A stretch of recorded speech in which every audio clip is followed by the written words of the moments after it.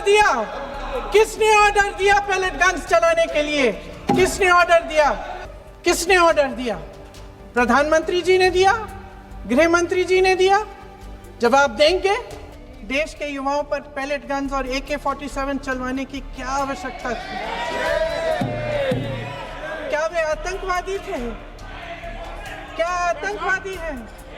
Terrorist हैं? हाँ, कांग्रेस बोल रही है। हाँ, कांग्रेस बोल रही है। जवाब दीजिए, जवाब दीजिए। कांग्रेस बोल रही है, जवाब मांग रही है, जवाब दीजिए।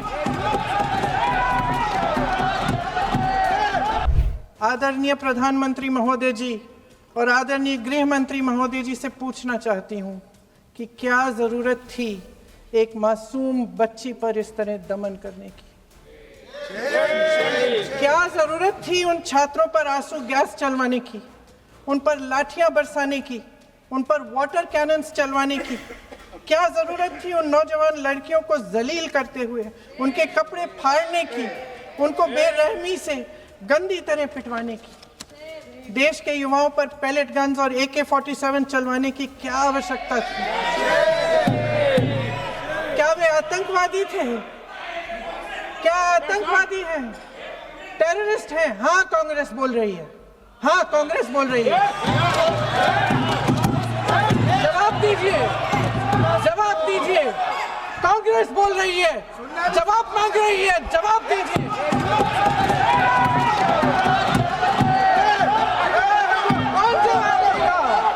कौन जवाब देगा? गृह मंत्री जी जवाब देंगे? किसने ऑर्डर दिया? किसने ऑर्डर दिया पैलेट गन्स चलाने के लिए? किसने ऑर्डर दिया? आपके माध्यम से मैं पूछती हूं अध्यक्ष महोदय, किसने ऑर्डर दिया? प्रधानमंत्री जी ने दिया? गृह मंत्री जी ने दिया? जवाब देंगे? पूरा देश पूछ रहा है, सिर्फ कांग्रेस पार्टी नहीं पूछ रही है, पूरा देश पूछ रहा है। अध्यक्ष महोदय, देश के माता पिता पूछ रहे हैं, छात्र पूछ रहे हैं, अध्यापक पूछ रहे हैं, पूरा देश आज ये पूछ रहा है। और आपकी जिम्मेदारी बनती है कि आप इस सवाल का जवाब दें। क्यों डरते हैं आप इस देश के नौजवानों से? क्यों डरते हैं आप इस देश की बुलंद आवाज से? और उस आवाज को दबाने का हक आपको किसने दिया है? महोदय, ये सदन यहाँ बैठे हुए सांसदों की जागीर नहीं है, ये इस देश की अमानत है। यहाँ बैठे हम सब इस देश की जनता, इस देश के युवाओं, बुजुर्गों, गरीबों, अमीरों और सब धर्मों, सब वर्गों के देशवासियों के सेवक हैं। हम उनके प्रतिनिधि हैं और ये सत्ता हमें उन्होंने ही दी है। इस देश का संविधान हमारी सर आंखों पे, इस देश का लोकतंत्र सर्वोपरि है, इसे ध्वस्त करना पाप है। यह करोड़ों जनता हमसे सिर्फ एक चीज मांगती है, जवाबदेही। इंग्लिश में इसे अकाउंटेबिलिटी कहते हैं। हमें सत्ता देकर, हमें यहाँ तक लाकर सिर्फ उसकी ये गुहार है कि जो हम करें उसकी भलाई के लिए करें, और अगर उनके साथ अन्याय हो तो हम उनके प्रति जवाबदेह बने और उन्हें न्याय दिलवाएं। पिछले दिनों हजारों बच्चे सड़क पर उतरे, उन्होंने अपनी पीड़ा व्यक्त की, गांधी जी के दिखाए हुए रास्ते पर अहिंसा और सत्य को अपने दिलों में रखते हुए गाते, मुस्कुराते हुए शांतिपूर्वक प्रदर्शन किया। लोकतंत्र के सबसे पवित्र सिद्धांत के तहत उन्होंने अपनी आवाज उठाने का अधिकार कायम किया। ये उस भारत के बच्चे हैं जो गांव में रहते हैं, जो महानगरों में रहते हैं, जो छोटे कस्बों में, छोटे शहरों में रहते हैं, जहां माँ अपने गहने बेच देती है, पिता अपनी जमीन गिरवी रख देता है, एक परिवार अपनी पूरी जिंदगी की कमाई बच्चे के सपने पर खर्च देता है। और अब उन्हीं बच्चों को लगने लगा है कि आज इस देश में मेहनत से ज्यादा बेईमानी मायने रखती है, मेरिट से ज्यादा पैसा मायने रखता है। तब सिर्फ एक छात्र नहीं हारता, उम्मीद हारती है। इन परेशान बच्चों ने अपनी उम्मीदें आपसे साझा की। उनकी मांगे क्या थी?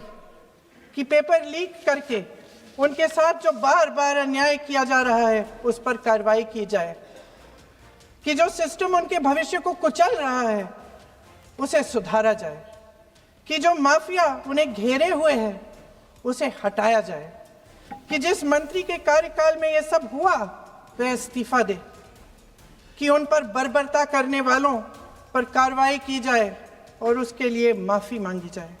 बस यही उनकी मांग थी ना, कि जो शिक्षा और स्वतंत्र अभिव्यक्ति का अधिकार उन्हें संविधान ने दिया है उसे कायम रखा जाए।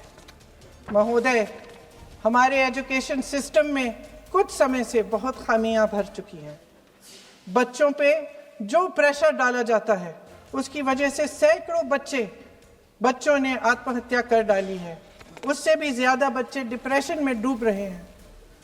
परिवारों पर बच्चों को पढ़ाने लिखाने के लिए घूस, capitation fees, tuition fees, coaching fees आदि के घिनौने दबाव हैं।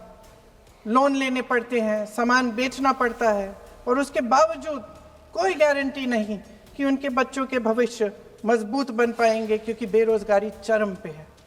इस सरकार ने रोजगार पैदा करने वाले सभी सेक्टर्स को लगातार कमजोर किया। एग्जामिनेशन सिस्टम खुद फेल हो गया है।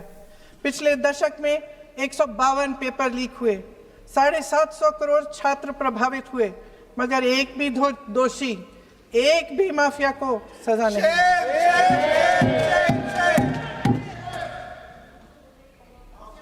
हमारे एजुकेशन में आरएसएस के प्रचारकों को भर भर कर उसे खोखला बना दिया है। जबरदस्ती एनटीए बनवाकर सिस्टम का केंद्रीकरण करके उसे और भी उलझा दिया। देश के कुल बजट में, हाँ जी जबरदस्ती, आपने अभी अभी सुना तमिलनाडु के हमारे साथी क्या कह रहे थे। देश के कुल बजट में एजुकेशन बजट की हिस्सेदारी हर साल बढ़ाने की बजाय घटती जा रही है। 1.4 लाख करोड़ रुपया का पूरा बजट एजुकेशन बजट है और 1.32 लाख करोड़ सिर्फ नीट देने वाले 22 लाख बच्चों के परिवारों से हर साल खींचा जाता है। एक और शर्मनाक आंकड़ा भी है। 1.4 लाख करोड़ रुपया हमारा पूरा एजुकेशन बजट और 16 लाख करोड़ रुपए जो मौजूदा सरकार ने बड़े उद्योगपतियों के लोन माफ किए हैं। सोचिए कि इस सरकार की प्राथमिकताएं क्या है। सच ये है अध्यक्ष महोदय कि जिस तरह अस्पताल में उस छात्रा की मां का विश्वास पूरे सिस्टम से हट गया है, उसी तरह देश के युवाओं का भरोसा इस पूरे सिस्टम से टूट चुका है। और जब इस तरह देश के भविष्य, हमारे युवा निराश होकर सरकार और सिस्टम से अपना भरोसा हटा देते हैं, तो उस भरोसे को फिर से बनाने के लिए सिस्टम के अंदर से जवाब नहीं ढूंढा जा सकता। उसके दायरे से बाहर निकलना पड़ता है, नए सिरे से ठोस प्रयास करने पड़ते हैं। अफसोस की बात यह है अध्यक्ष महोदय कि इतना हो जाने के बाद भी आदरणीय प्रधानमंत्री महोदय जी और उनके साथी इस सच्चाई को समझ नहीं पा रहे हैं। वे अभी भी ये सोच रहे हैं कि पीआर, नैरेटिव चेंज और पालतू मीडिया के सहारे एक बार फिर उनकी नैया पार हो जाएगी। परसों शिक्षा मंत्री जी ने शर्मनाक परिस्थितियों में अपना इस्तीफा दिया और कल यहीं मकर द्वार पर मेरे सत्ता पक्ष के सांसदों ने जिंदाबाद के नारे चिल्लाते हुए उनका संसद में ऐसे स्वागत किया जैसे मानो कोई सुपरस्टार पहुंच गए हैं। विडंबना देखिए महोदय, जब भूतपूर्व शिक्षा मंत्री को मुकुट पहनाया जा रहा था, स्वागत हो रहा था उनका, तब महाराष्ट्र में एक परिवार पेपर लीक पीड़ित अपनी बेटी की आत्महत्या का शोक मना रहा था। आपकी सरकार ने देश के करोड़ों छात्रों को क्या संदेश दिया? आपको किस बात का गौरव है, किस बात का अभिमान है?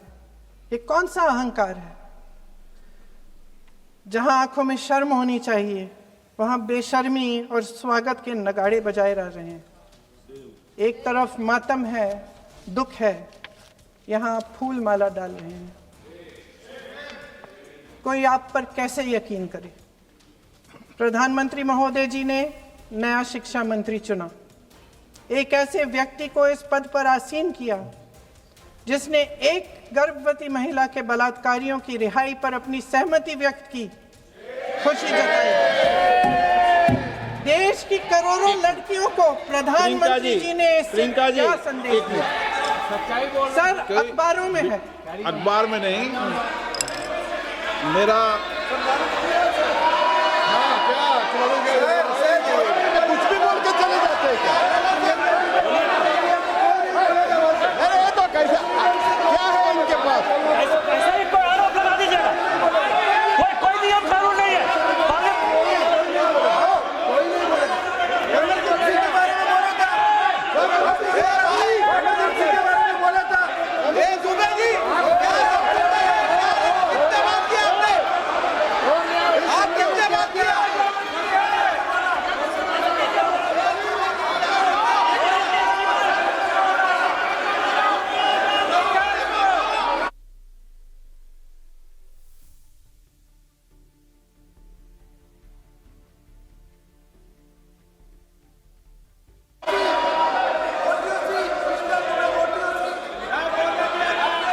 अध्यक्ष महोदय जी, जो श्रीमती प्रियंका वाड्रा गांधी जी बोल रही थी, तो बीच में उनके वहाँ से भी टोका टोकी पहले भी हुए, हमारे यहाँ से भी हुए थे।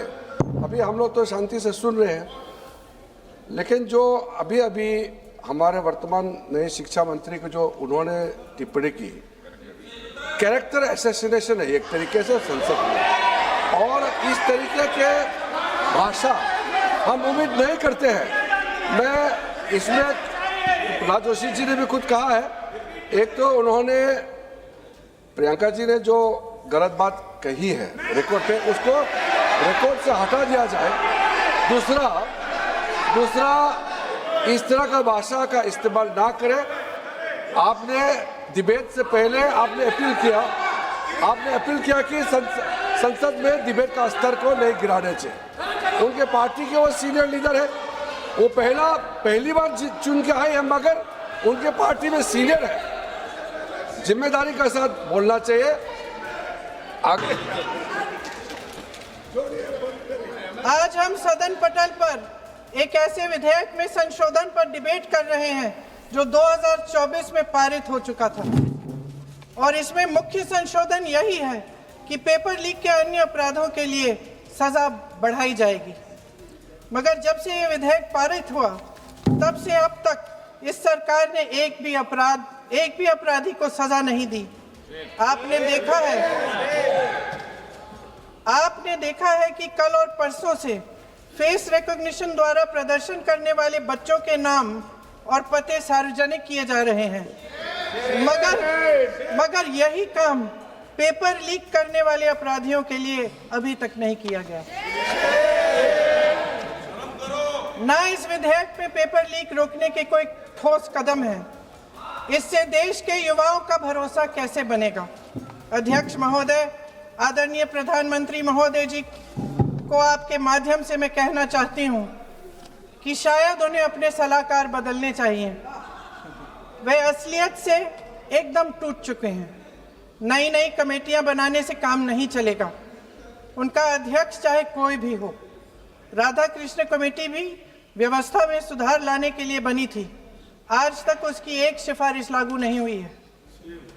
और इस नई कमेटी में तो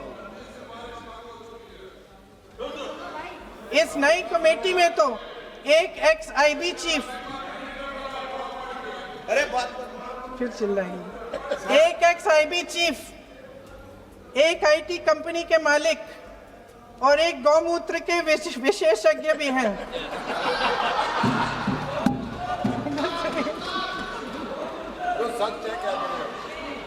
इन्हें शिक्षा के बारे में क्या पता जी?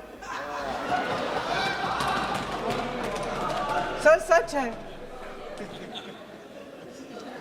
आप आज मेरे से नाराज हो रहे हैं। मन मुस्कुरा लीजिए। वो आपने भी चुनाव लड़ा।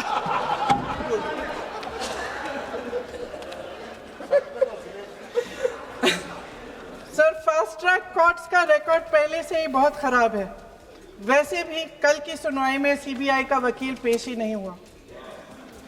संसद में विपक्ष को दोषी ठहराने से, खोखले राजनीतिक खेल खेलने से काम नहीं चलेगा। आप जेन जी का भरोसा वापस जीतना चाहते हैं तो नए नए एंगल से, अपने फोन से नए नए वीडियो बनाने से नहीं होगा।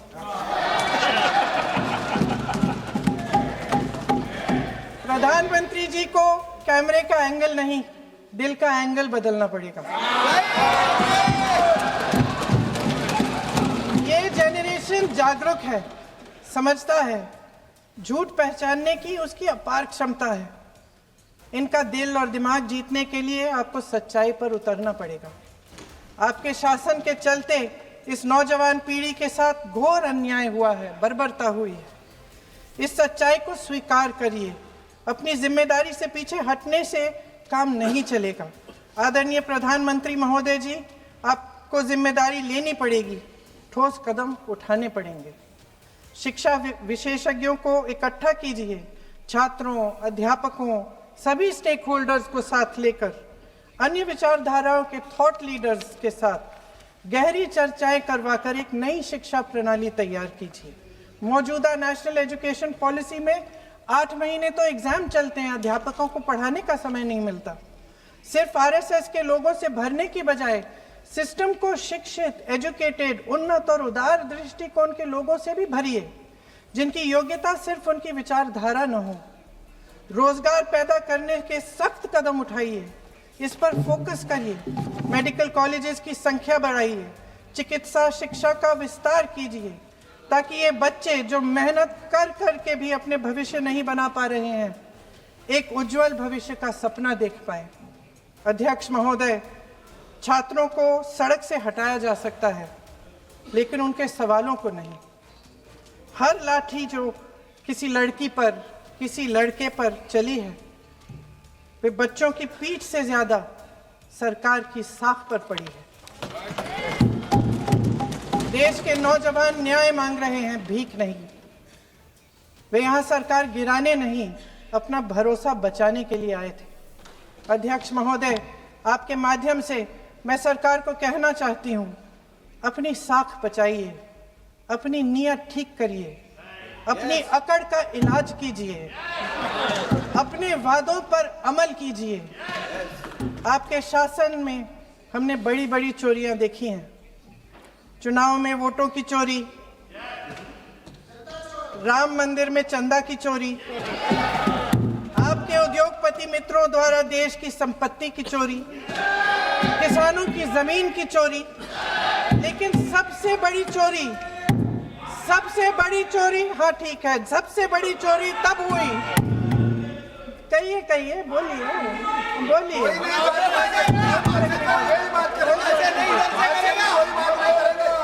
सुन लीजिए, शांति से सुन लीजिए, शांति से सुन लीजिए। आपको मौका मिलेगा, आप जितनी भी चोरियों की बात करना चाहते हैं आप कर लीजिए, अभी मेरा समय है। सबसे बड़ी चोरी तब हुई जब देश के नौजवानों के भविष्य, उनके सपने चुराए गए। भविष्य की चोरी, सपने की चोरी किसी भी चोरी से कहीं बड़ी होती है महोदय। अगर देश का युवा निराश हो जाए, अगर देश का युवा निराश हो गया, उसकी उम्मीद टूट गई, तो सबसे बड़ी हार भारत की हार होगी। और हम कांग्रेस और विपक्ष के लोग जान दे देंगे, मगर भारत की हार नहीं होने देंगे। जय हिंद। सर, अब तो मुस्कुरा लीजिए, भाषण खत्म।